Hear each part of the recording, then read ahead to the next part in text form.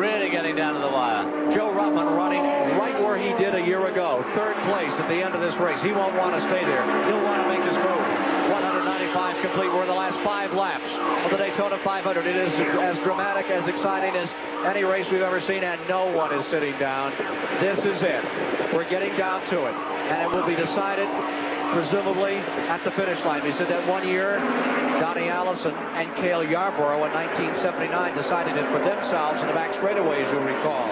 In 1976, Richard Petty and David Pearson took each other into the wall coming out of turn 4. How is this one going to end? It's going to go down as another of those typical great Daytona finishes. Baker in front, Yarborough in second, Ruttman in third, and riding fourth, another spoiler, Bill Elliott. Well, in 1979, it was just 2 cars way out on their own. Now we've got 4 cars, any one of which could win this race. And I tell you what, I'm glad I'm not in there, because I really wouldn't have a clue as to when to make my break, because whenever you do it, you almost know it's going to be wrong. The guy at the back of this group now, Bill Elliott, really with 3 laps left as they come past the stripe this time, has got to make some sort of a move. There's no way he can pull himself up from 4th to 3rd in 1 lap. Coming past these fans, these 77,000 sold-out seats, going down into turn number 1. I can tell you, looking out of the window here, that not one of those seats is filled at the moment. Every single person here is standing up. And in the infield, you see the thousands more that have been here for several days having a party of it. It's a festival, it's a gathering. It is the great American race, and it has never looked better when it comes to its 25th conclusion. 44 and 53 are racing for position further back. Terry Labate and Tom Sneeb are battling for 6th right now. They're having a pretty good squabble, but we don't dare leave these leaders. There's so much on it. The first $1 million stock car race in history, and there will now be 2 to go. 2 laps left. Here they come to the line. They're lapping Neil Bonnet, who wanted so much to be in the hunt at the finish. That's the heartbreaking part, when you see someone with the determination and the grit of a guy like Bonnet having to idle it out. But there are 30 races in the nearly $10 million Grand National Tour. Tomorrow they start all over. They go right to Richmond, Virginia, and get ready for next Sunday afternoon for 400 laps and a half mile. Well, now you're with Neil. Remember, now you were with Cale. A lap and a half to go. Where is the move going to come? Well, there you see it from both sides. You see Cale's view there at the lead of Buddy Baker.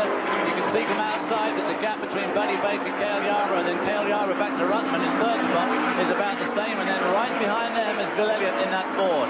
All of them gone very fast this week. All of them have led the race. Bill Elliott's white flag is out. Last lap. Turn number 1, Baker there on the point. He's got to be looking in that rear view mirror, wondering where Yarborough will take his shot. Now, they're both brave, and he knows that there's no trying to contain Cale Yarborough. Cale Yarborough has one thing on his mind right now, is to take that shot. They're in the back straightaway. Here comes Yarborough to the inside, identical to 1979. Baker gives him room, and going into first goes Cale Yarborough. Yarborough's taking the lead, looking back. There's 98 Joe Ruttman into 2nd place. Ruttman's going high, and here comes Cale trying to throw the block. He gets up there. Going under Ruttman again as they come on 4.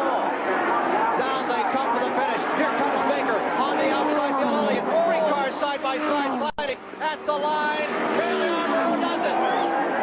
What fantastic strategy. Jeepers, he did that just so right. Let's listen to Cale Yarborough. Cale, can you hear me? Cale Yarborough, Ken Squire, can you hear me? Thank you very much, CBS. Thank you very much, Cale Yarborough. What a magnificent race. What a great race, and what tremendous strategy, Cale, coming down that back straightaway. Well, I knew what I had to do, Ken, and it's like a checker game, you know. You put yourself in the right spot, you can win the game, and that's what happened. Did you even for a moment think 1979 Baker may throw a block? Well, no, I got more faith in Baker than that.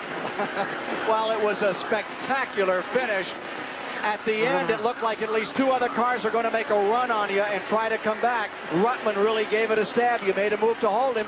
Well, he sure did, but you know, After all the bad luck we've had this week, just thank the good Lord for a good, safe race, and we saved it all for last. Did Joey Ruttman, in fact, coming out behind you in that draft, did that help you get by Buddy Baker? Well, yeah, it helped some. That's what I had it planned. Cale Yarborough, you have made racing history, and we sincerely, everyone at CBS and all of American racing enthusiasts, thank you. Thank you, Ken Squire and CBS. All right, he's headed into victory lane. I mean, you've never seen pictures like this.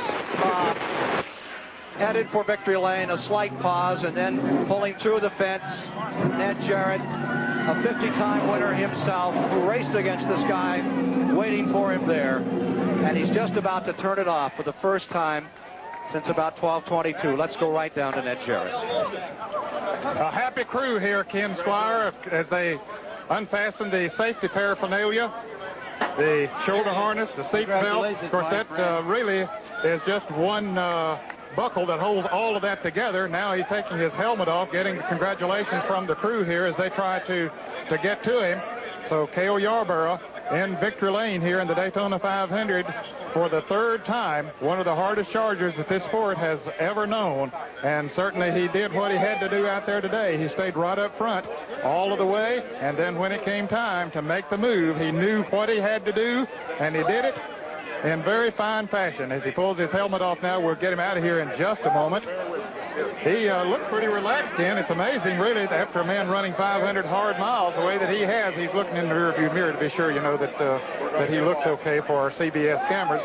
He realizes he's been on them all day long, but in a little different fashion than what is going to be here now in victory lane as Waddell Wilson comes to the front of the car to Here we go.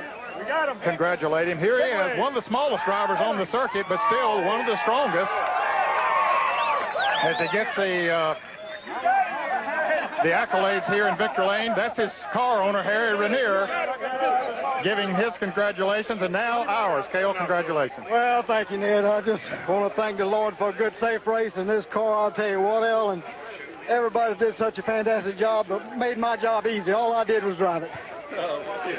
Cale, the car that you brought here that was so fantastic, ran over 200 miles an hour, got busted up. This is a backup car. Well, yeah, this is a backup car, and a car that we wasn't even going to bring down here. And it's a Pontiac. We knew the other car was the best, but, you know, these boys can make anything run, I guess, and that's what they did today. And, you know, this Hardee's car, Hardee's Coca-Cola, Valvoline, I just appreciate all of them because they all had a part of it. Well, I'll tell you had quite an audience riding with you all day. Well, I sure did, Ned, and I hope they enjoyed it as much as I did. Cale, you knew what you had to do on that last lap there. Well, yeah, I knew what I had to do. I knew it was a checker game that I played all day, and a lot of times when I was back there in the back, I know it looked like that I may not have been doing what was right, but I thought I knew what I was doing by staying back there and watching what was going on, so I'd know how to make my move at the end. Ken, he did know what he was doing. Congratulations, Kyle. The third time he's won it. Cale Yarborough. The crew chief on this car, number 28 in victory lane. What else? You told us there just before the race ended that you was leaving it up to Cale. You had to make the right decision.